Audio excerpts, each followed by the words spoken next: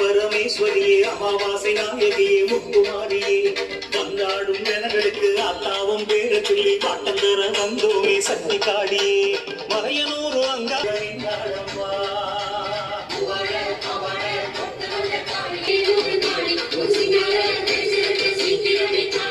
அங்காள ஈஸ்வரியே ஆதி பரமேஸ்வரியே அமாவாசை நாயகியே முக்குமாரி